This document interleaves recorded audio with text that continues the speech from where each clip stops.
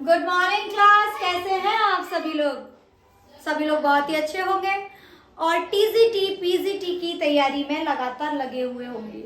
जब से ये क्लियर हुआ है कि जो आपका एग्ज़ाम है वो आपका मई में है, तो थोड़ा सा आपको टाइम और मिल गया है, तो उसी टाइम में आप लोगों को और बेहतर से बेहतर तैयारी करनी है।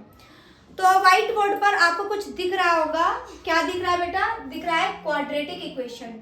यानी कि आज मैं आप लोगों को जो पीवाईक्यू कराने वाली हूँ वो क्वाड्रेटिक इक्वेशन से रिलेटेड कराने वाली हूँ। तो हम लोगों ने इस सीरीज में कौन सा चैप्टर आज फिनिश कर चुके हैं? हम लोग कॉम्प्लेक्स नंबर जो है उसमें हम लोगों ने बहुत सारे पीवाईक्यू दे रखे हैं। अब हम लोग कौन सा उठा रहे हैं? अब हम लोग उठा रहे हैं क्वाड्रेटिक इक्वेशन। तो आइए देखते हैं क्वाड्रेटिक इक्वेशन क्या है, कैसे करना है और कैसे तरीके के इसके पीवाईक्यू आते हैं। तो चलिए स्टार्ट करते हैं क्वाड्रेटिक इक्वेशन को। तो सबसे पहले हमको ये पता करना है कि क्वाड्रेटिक इक्वेशन क्या होती है। थोड़ा सा मैं इसके बारे में बताते हुए चलूंगी, उसके बाद में आपको पीवाईक्यू समझाऊंगी, जिससे कि आप लोगों को समस्या फेस ना करनी पड़े। तो देखते हैं क्वाड्रेटिक इक्वेशन क्या होती है। आइए, तो क्वाड्रेटिक इक्वेशन क्या होती है? f(x) इज द पॉलिनोमियल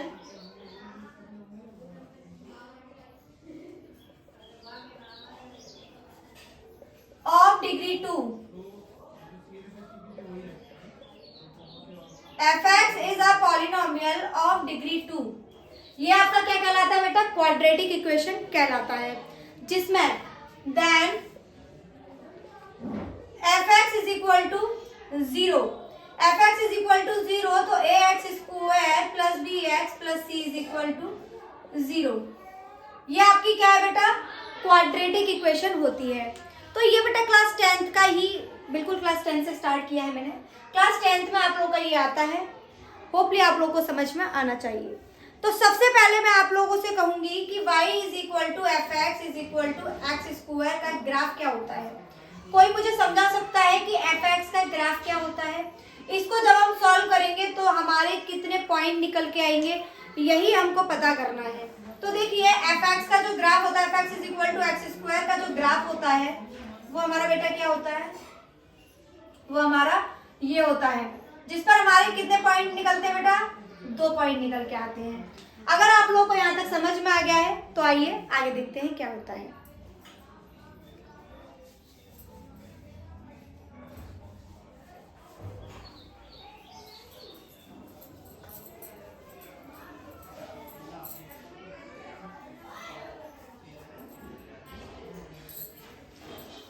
मैंने आप लोगों को बता दिया y is equal to f(x) is equal to x square का ग्राफ क्या होता है बेटा? इसका ग्राफ ये होता है। ये कहां से ऊपर जा रहा है बेटा? ये जा रहा है हमारे ऑरिजिन से, यानी कि मूल बिंदु 0 0 से होकर ये जा रहा है। वही मैंने आपसे पूछ लिया f(x) is equal to ax square plus bx plus c का ग्राफ बताइए।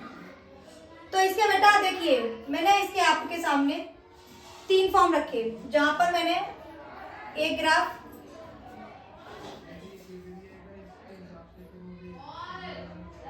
दूसरा और ये हो गया तीसरा। बेटा ये 10th क्लास में बिल्कुल शुरू में पूछा गया है, यहीं से स्टार्टिंग की गई है क्वाड्रेटिक इक्वेशन की। 10th क्लास में बहुत अच्छे से इसके बारे में बताया गया है, तो कोई ये नहीं कह सकता कि आप लोगों ने पढ़ा नहीं है। क्लास 10th से ही इसकी शुरुआत हो जाती है और सेम यही क्वेश्चन आपका उसमें रखा गया है। तो देखिए जरा, ये एक्स एक्सिस पर कितने पॉइंट्स पर कट कर रहा है? ये 2 पॉइंट पर कट कर रहा है। यहाँ पर ये इसे टच कर रहा है और यहाँ पर ये इसे टच ही नहीं कर रहा है। तो इसका अर्थ क्या हुआ कि इसके कितने पॉइंट्स निकलेंगे? तो याद रखिएगा कि यहाँ भी इसके 2 पॉइंट आएंगे, यहाँ भी इसके 2 ही पॉइंट होंगे, यहाँ भी इसके कितने होंगे? 2 ही पॉइंट होंगे। अब हमें देखना है कि पॉइंट आ रहे हैं तो कैसे? तो 2 पॉइंट 2 पॉइंट 2 पॉइंट, लेकिन यहाँ पर वैल्यू क्या आएंगे बेटा? डिस्टिंक्ट। कैसी वैल्यू निकल के आएंगे? कैसे पॉइंट आएंगे बेटा? सारे के सारे पॉइंट कैसे होंगे? डिस्टिंक्ट होंगे। कैसे होंगे? डिस्टिंक्ट होंगे। यहाँ पर पॉइंट कैसे आएंगे बेटा? यहाँ पर इक्वल निकलेंगे। कैसे निकलेंगे? यहाँ पर आपके पॉइंट कैसे निकलेंगे बेटा? यहाँ पर आपके पॉइंट इक्वल निकलेंगे और यहाँ पर आएंगे आपके इमेजिनरी। इमेजिनरी और कॉम्प्लेक्स यहाँ पर आएंगे। कैसे आएंगे? इमेजिनरी और कॉम्प्लेक्स कब आएंगे? जब आपका जो कर्व है वो आपके एक्स एक्सिस को या वाई एक्सिस को टच ना कर रहा हो, तब आपका क्या आएगा? 2 पॉइंट निकलेंगे तो 2 ही पॉइंट, लेकिन इमेजिनरी और कॉम्प्लेक्स होंगे। यहाँ पर कैसे होंगे बेटा? आपका जो सॉल्यूशन आएगा वो रियल। कैसा आएगा? रियल। यहाँ भी कैसा आएगा? रियल। लेकिन यहाँ पर इक्वल पॉइंट होंगे और यहाँ पर डिस्टिंक्ट होंगे। कैसे होंगे? डिस्टिंक्ट होंगे। तो आइए चलिए देखते हैं कि ये कैसे होगा। 2 पॉइंट तो आएंगे इस पर, लेकिन इक्वल कैसे आएंगे? देखते हैं कैसे होता है। तो इसको अगर मैं, इस वाले को अगर मैं निकालना चाहूं तो कैसे निकालूंगी?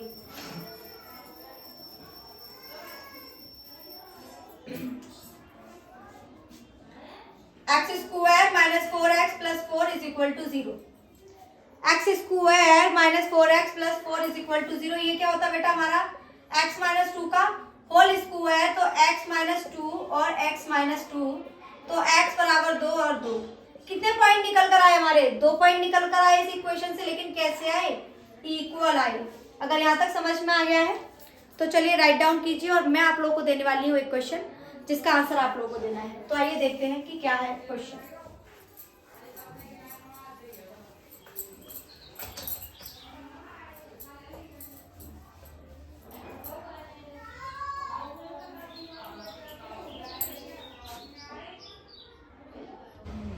हाँ, तो बच्चों आप लोगों को व्हाइट बोर्ड पर एक क्वेश्चन दिख रहा होगा, और अब आप लोग रीड आउट कीजिए और इस क्वेश्चन का आंसर दीजिए कि इस क्वेश्चन का आंसर क्या हो सकता है। तो जस्ट अभी मैंने आप लोगों को जो राइट डाउन कराया है, जो मैंने आप लोगों को समझाया है इन ग्राफ के जरिए से, बस उसी को ध्यान में रखते हुए आपको इस क्वेश्चन का आंसर करना है। तो चलिए देखते हैं क्या आएगा। तो if the graph of a quadratic polynomial lies entirely above x-axis, then which one of the following is correct? हमें ये देखना है कि एक ऐसा ग्राफ हम लोगों ने बनाया, एक ऐसा पॉलिनोमियल जो कि x एक्सिस से ऊपर है, यानी कि यहाँ पर है। उसने बोला है कि इस वाले ग्राफ में हमारे जो पॉइंट्स आएंगे वो कैसे आएंगे? वो द रूट्स आर रियल। क्या हमारे दोनों रूट्स रियल होंगे? One root is real and other is complex. क्या एक रियल और एक कॉम्प्लेक्स होगा? Both the roots are complex. दोनों कॉम्प्लेक्स होंगे, या फिर कैन नॉट से, नहीं कहा जा सकता। तो आइए बताते हैं। मैंने आप लोगों को बताया था थर्ड वाले में क्या निकलेगा आपका? एक तो इमेजिनरी हो सकता है, या फिर आपका क्या हो सकता है? कॉम्प्लेक्स। इसमें क्या बोला था? Real and equal. इसमें क्या बोला था? Real and distinct. यही बताया था मैंने आप लोगों को। तो यहाँ देखिए इमेजिनरी, क्या किसी भी पॉइंट में आपसे इमेजिनरी कहा गया है? कोई भी आपका ऑप्शन ऐसा है जिसमें इमेजिनरी वर्ड का यूज किया गया है? तो देखिए यहाँ पर भी इमेजिनरी नहीं है, यहाँ पर एक कॉम्प्लेक्स बोला गया लेकिन एक रियल ऐसा नहीं बताया गया है। सिर्फ 2 ही चीज, इमेजिनरी और complex. Both the roots are complex, यानी कि दोनों कॉम्प्लेक्स हो सकते हैं, कैन नॉट से। तो हमारा रियल यानी कि राइट आंसर क्या होगा? Both the roots are complex. हमारे दोनों रूट्स कैसे होंगे बेटा? हमारे दोनों रूट्स कैसे होंगे? कॉम्प्लेक्स होंगे। तो चलिए आइए देखते हैं नेक्स्ट क्वेश्चन क्या है।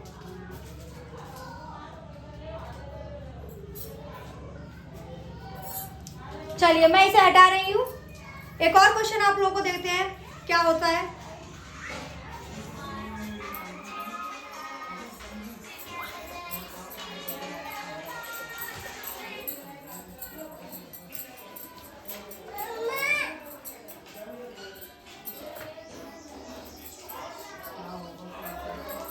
जस्ट अभी अभी मैंने आपको क्वाड्रेटिक इक्वेशन बताइए क्या होती है। तो क्या होती है quadratic equation? ax square plus bx plus c is equal to 0। मैंने जस्ट अभी ये लिखवाई है। तो अब आप लोगों को मुझे बताना है कि क्वाड्रेटिक इक्वेशन होने की कंडीशन क्या होती है। तो कंडीशन ऑफ क्वाड्रेटिक इक्वेशन,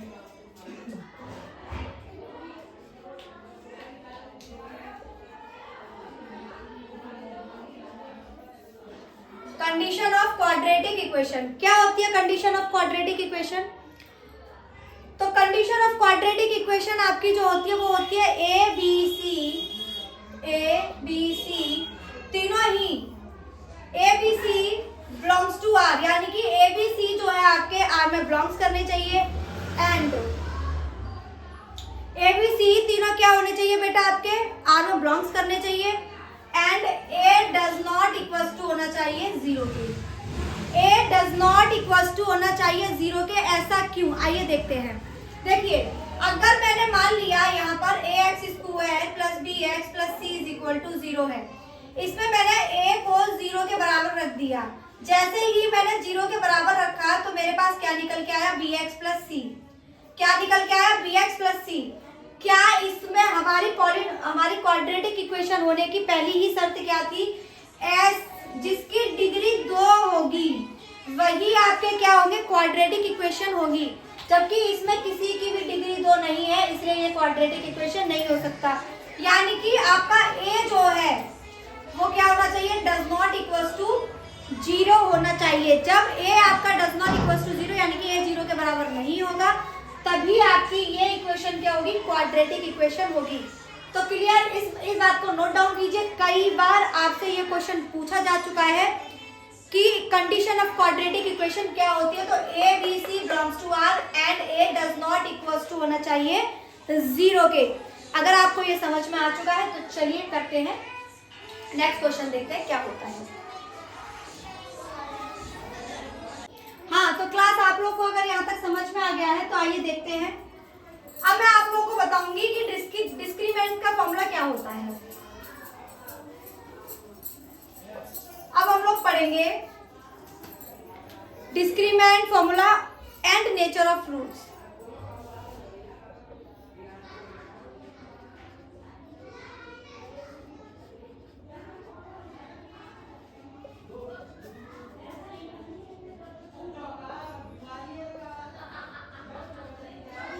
चलिए, अब हम इसे देखेंगे कि ये क्या है।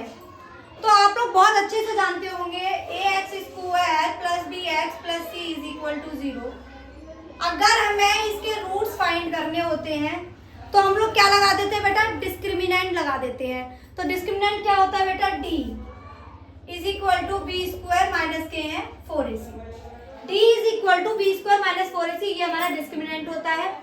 अब इसकी 3 कंडीशन निकल कर आती हैं, तो वो 3 कंडीशन क्या होती हैं। सबसे पहले इससे अगर हमें x की वैल्यू फाइंड करनी है तो हम कैसे फाइंड करते हैं, x is equal to minus के b plus minus under root में बी स्क्वायर माइनस के 4ac अपॉन में 2a। इसको लोग बाग श्रीधराचार्य के नियम से भी जानते हैं और इसे डिस्क्रिमिनेंट भी इससे ही फाइंड किया जाता है। आप सबसे पहले इसे यहाँ से निकालेंगे, इसमें पुट करेंगे और इसे x की वैल्यू आप आसानी से फाइंड कर सकते हैं।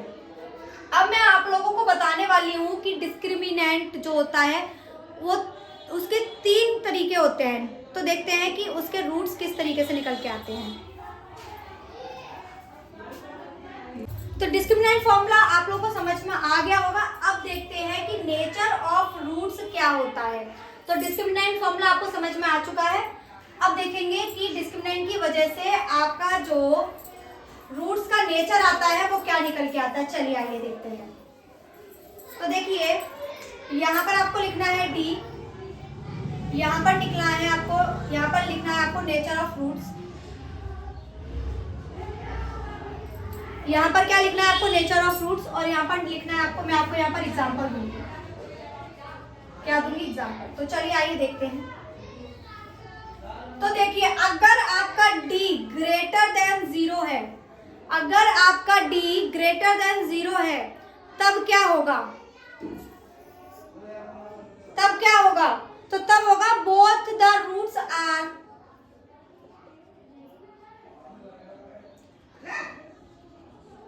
Real, both the roots are real and distinct, both the roots are real, both the roots are real and distinct. दोनों ही रूट्स जो आएंगे आपके रियल आएंगे, लेकिन कैसे आएंगे, अलग अलग आएंगे। तो जैसे कि 5 माइनस के 4, 5 माइनस के 4, एग्जाम्पल के लिए p प्लस अंडर रूट में है cube and p minus under root में है क्यूब। ये क्या होगा बेटा, जब आपका डिस्क्रिमिनेंट यानी कि d आपका ग्रेटर देन 0 होगा, तब आपके लिए ये आएगा। अब देखते हैं दूसरा, जब आपका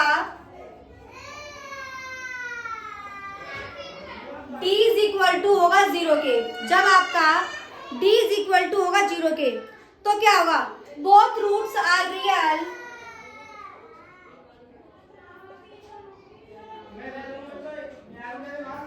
and equal, both roots are real and equal, दोनों ही रूट्स कैसे होंगे, रियल होंगे और इक्वल होंगे। जैसे कि एग्जांपल के लिए 3,3 यहाँ पर लिख लीजिए माइनस के b/2a कॉमा माइनस के b/2a, ठीक है। ये क्या होगा, जब आपका जो डिस्क्रिमिनेंट है, आपका d है, वो किसके 0 के बराबर होगा तब। अब देखते हैं third, d is lesser than 0, जब आपका d जो 0 से छोटा होगा तब आपके साथ क्या होगा, तो बोथ रूट्स आर इमेजिनरी, दोनों ही रूट्स आपके कैसे होंगे, इमेजिनरी होंगे।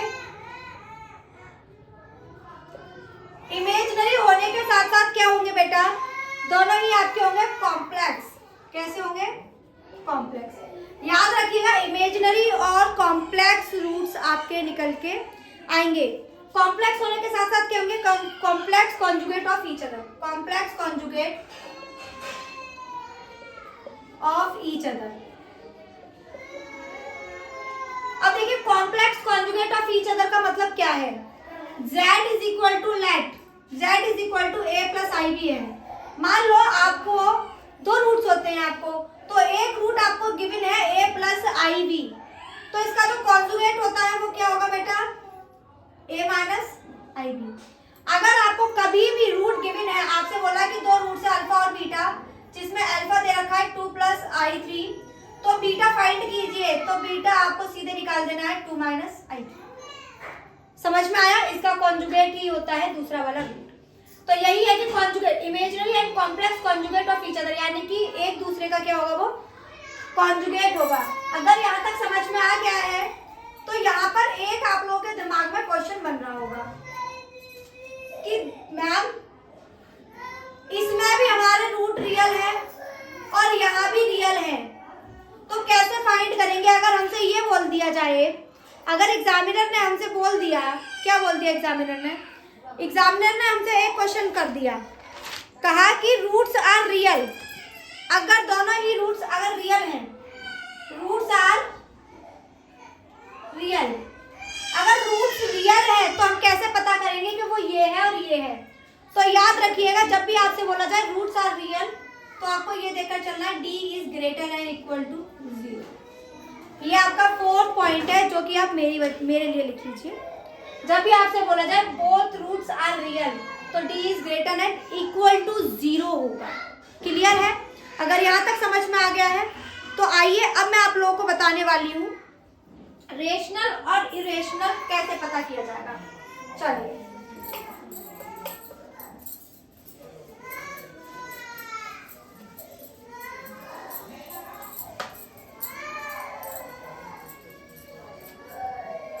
तो यहाँ पर लिखा मैंने रेशनल नंबर क्या होते हैं और यहाँ लिखा मैंने इरेशनल। चलिए सबसे पहला क्वेश्चन आप लोगों से यही है कि रेशनल नंबर क्या होते हैं और इरेशनल नंबर क्या होते हैं। तो सबसे पहले बच्चों का एक ही जो है आंसर निकल के आता है कि मैम जिसको p/q के फॉर्म में लिखा जा सके and d does not equals to 0 हो, तो वो आपका रेशनल नंबर कहलाता है। क्या कहलाता है, वो आपका रेशनल नंबर कहलाता है। ठीक है, एग्री, ऐसा ही होता है। मैं यहाँ पर पाई लिख सकती हूँ, क्या मैं रेशनल नंबर में पाई लिख सकती हूँ? जी नहीं लिख सकती। क्यों? क्योंकि पाई की जो वैल्यू होती है वो ना तो 22/7 होती है,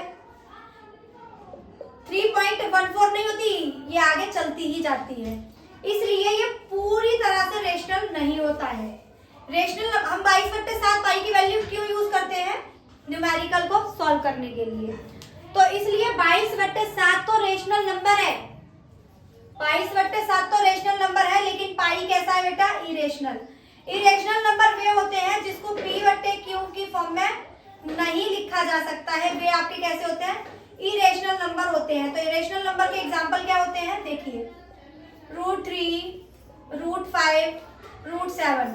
अगर मैं यहीं पर आपसे बोलूं क्या बेटा √16 भी इरेशनल नंबर का एग्जांपल है? जी नहीं। √16 स्क्वायर रूट होता है 4 का, ये तो बाहर निकल आया, यानी कि ये रेशनल नहीं है। तो ये क्या होगा, ये रेशनल होगा। 16 4, यानी कि जिस भी वैल्यू का, इससे हमें क्या पता चल रहा है, √16, √4, √25, √225, √361, ये सब क्या है आपके, ये रेशनल क्यों है। इससे ये क्लियर निकल के आ रहा है कि जिस भी वैल्यू का, जिस भी नंबर का, जो भी नंबर आपका स्क्वायर रूट में से बाहर निकल आता है, यानी कि जो किसी का पूरी तरह से क्या बना रहा हो बेटा, पूरी तरह से क्या बना रहा हो बेटा, परफेक्ट स्क्वायर बना रहा हो, वो वैल्यूज आपकी कैसी होती है, रेशनल होती हैं। कैसी होती है, रेशनल होती है। तो वे वैल्यू जो परफेक्ट स्क्वायर होती हैं वे आपकी क्या होती है, रेशनल वैल्यू होती हैं। तो देखते हैं बेटा, तो इसमें आपको लिख लेना है, इसमें क्या लिख लेना है, D is a perfect square. जब D आपका क्या होगा, परफेक्ट स्क्वायर होगा, तो वो रेशनल नंबर होंगे। और अगर D is not a perfect, D is not a perfect square,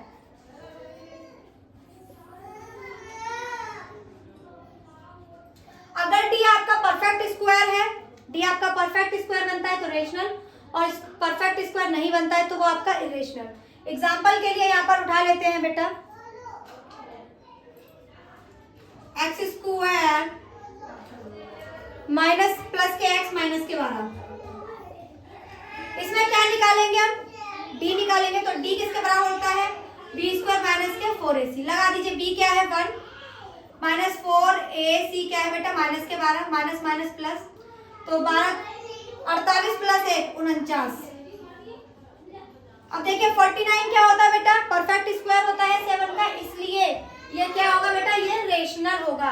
अगर यहीं पर 49 की जगह यहाँ पर 47 आ जाता तो ये क्या होता, ये परफेक्ट स्क्वायर नहीं होता, तो क्या हो जाता, ये इरेशनल हो जाता। तो आपको क्लियर है कि जो परफेक्ट स्क्वायर होते हैं वो क्या होते हैं, वो आपके रेशनल नंबर्स होते हैं। अब आते हैं इरेशनल में, देख लीजिए इरेशनल में आपके क्या क्या आते हैं। तो इरेशनल में बेटा आपकी लॉग की वैल्यू आ जाती है, log 2, log 3, ये सारी आपकी आती हैं। और बेटा आपके एक्सपोनेंशियल फंक्शन, यानी कि e की पावर 1, e की पावर 2, e की पावर 3, ये सारे क्या होते हैं बेटा, इरेशनल नंबर्स होते हैं। तो रेशनल और इरेशनल नंबर अगर आप लोगों को समझ में आ चुके हैं तो चलिए आगे बढ़ते हैं और देखते हैं आज के क्वेश्चन। तो चलिए अब मैं स्टार्ट करूंगी प्रीवियस ईयर, देखते हैं प्रीवियस ईयर क्या है, कैसे हैं, आप लोग आंसर करेंगे।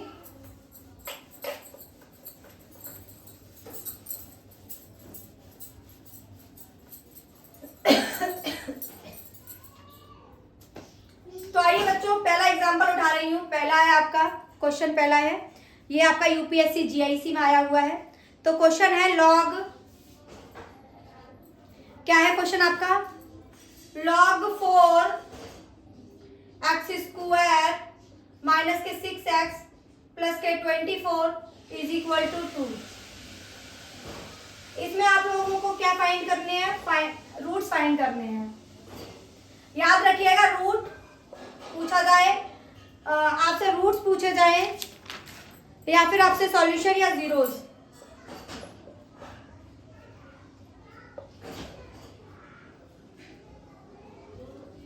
तो इन तीनों का मतलब अल्फा और बीटा ही होता है, ठीक है। तो इस बात को खास ध्यान में रखना। तो चलिए अब स्टार्ट करते हैं और इस क्वेश्चन को सॉल्व करके बताइए क्या है आंसर, और मेरे सॉल्यूशन को मैच कीजिए। तो चलिए आइए देखते हैं क्या है। सबसे पहले याद रखिएगा कि लॉग में जो ये वैल्यू होती है वो कभी भी क्या नहीं होनी चाहिए, नेगेटिव नहीं होनी चाहिए, हमेशा कैसी होनी चाहिए, पॉजिटिव निकल के आनी चाहिए। तो चलिए स्टार्ट करते हैं। log 4 is equal x square minus 6x plus 24 is equal to 2।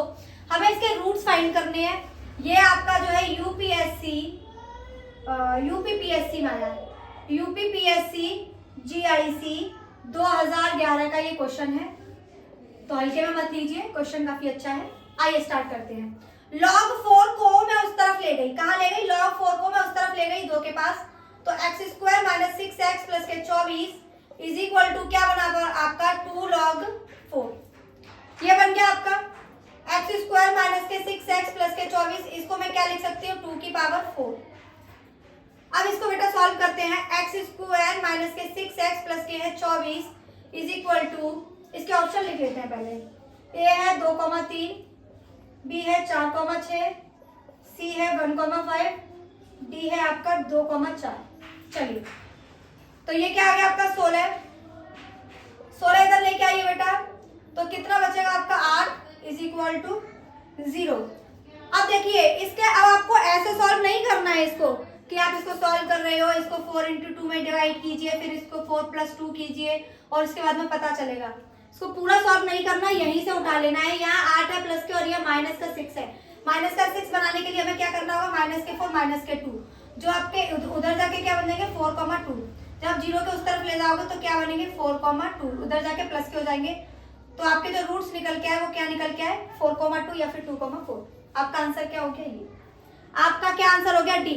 इतना छोटा सा सॉल्यूशन किसमें है, यूपीपीएससी जीआईसी 2011 का ये क्वेश्चन है, प्रीवियस ईयर क्वेश्चन था बेटा। अब बेटा दूसरा क्वेश्चन देखते हैं, दूसरा पीवाईक्यू क्या कहता है, आइए।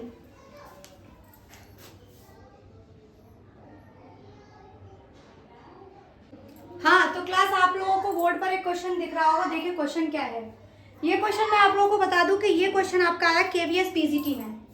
कब आया है, केवीएस पीजीटी का ये क्वेश्चन है और ये क्वेश्चन है 2013 का। देखते हैं ये क्वेश्चन क्या कहना चाह रहा है, क्या कहता है, देखिए पढ़िए इस क्वेश्चन को। तो the sum of all real values of x satisfying the equation. आपके पास एक इक्वेशन दे रखी है, इक्वेशन क्या है, x square minus 5x plus 5 की whole power x square plus 4x minus के है 60 इज इक्वल टू 1। हमसे ये क्वेश्चन दे रखा है। सबसे पहले तो मैं आप लोगों से यही कहूंगी कि वीडियो को पॉज कीजिए और इस क्वेश्चन को सॉल्व करने की कोशिश कीजिए। देखते हैं ये क्वेश्चन क्या कहना चाहता है। तो देखिए ये क्वेश्चन क्या कह रहा है, मैंने आप हमें दे रखी है एक इक्वेशन, उसके पावर में भी एक इक्वेशन दे रखी है जो कि बराबर होने चाहिए 1 के। अगर मैं आपसे कहूं कि a की power b is equal to 1 कब हो सकती है, a की power b is equal to 1 कब हो सकती है, तो सबसे पहले अगर मैं b को 0 के बराबर रख दूं, अगर मैं b को 0 के बराबर रख दूं तो a की पावर 0 इज इक्वल टू क्या होगी 1। a की पावर 0 इज इक्वल टू क्या होगी 1। दूसरा मैं a इज इक्वल टू 1 रख दूं, a इज इक्वल टू मैंने क्या रख दिया 1 रख दिया। अगर मैं a इज इक्वल टू 1 रख दूं तो a की पावर 1 की पावर कुछ भी हो रहता क्या है 1। तीसरी कंडीशन क्या होगी कि मैं a इज इक्वल टू तो कर दूं -1, a इज इक्वल टू तो कर दूं -1 और b को कर दूं मैं कोई भी इवन पावर, कोई भी इवन नंबर। जब मैं a को -1 और b को इवन कर दूंगी तो क्या होगा, -1 की कोई भी इवन पावर हो वो इसे क्या कर देगी +1 बना देगी। अगर ये तीनों कंडीशन समझ में आ चुकी है तो चलिए सबसे पहली कंडीशन उठाते हैं b इज इक्वल टू 0। तो b किसे माना है मैंने इसकी पावर को, तो मैंने क्या किया x square minus 4x plus 4x minus 60 is equal to 0।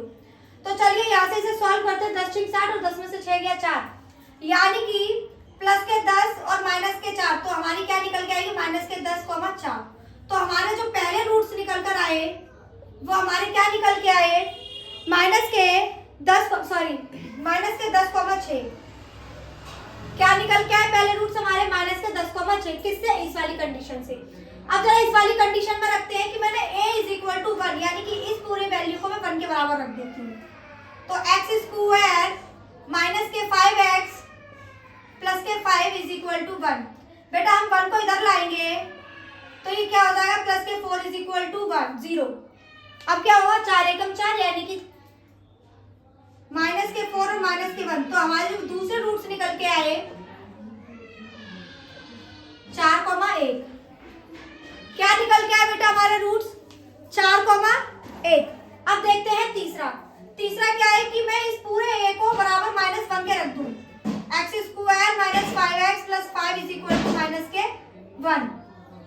अब -1 इस तरफ लाऊंगी तो यहाँ पर क्या हो जाएगा 6 और हमारा बनता है 3 दूनी 6 माइनस के 3 माइनस के 2। तो हमारे दूसरे रूट्स क्या निकल के आए बेटा 3,2। क्या निकल के आ गए 3,2। याद रहे हमारे रूट्स कैसे होने चाहिए, b की पावर कैसे होनी चाहिए इवन होनी चाहिए।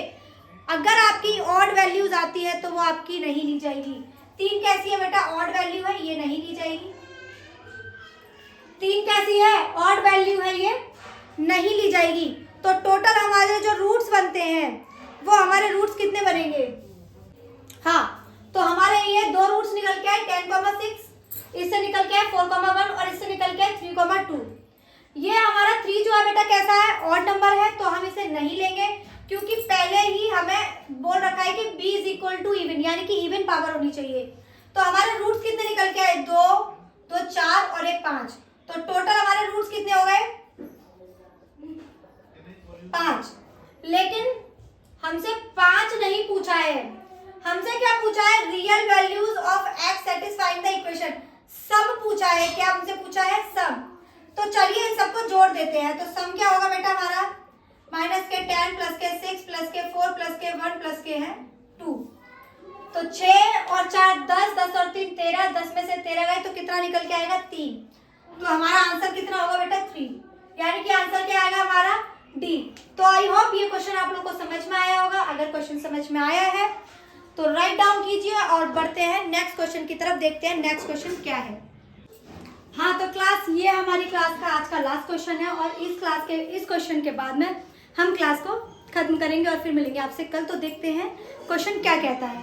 तो क्वेश्चन है, if the roots of the equation x² plus x plus a is equal to 0 and a is greater than 0 are equal and distinct than the roots of the equation। हमसे बोला गया है real and distinct. क्या बोला गया है, real and distinct. जब भी रियल एंड डिस्टिंक्ट होता है तो बेटा डिस्क्रिमिनेंट क्या होता है, ग्रेटर देन 0। तो लगा देते हैं बेटा इसमें, तो b² माइनस के 4ac is greater than 0, b की वैल्यू है 1 माइनस 4, a की वैल्यू है 1 और c की वैल्यू है 1 इज ग्रेटर देन 0। क्या है, इज ग्रेटर देन 0। अब इसे सॉल्व करते हैं, कैसे किया जाएगा। हाँ तो अब आपका क्या बनता है, 1 minus 4a is greater than 0।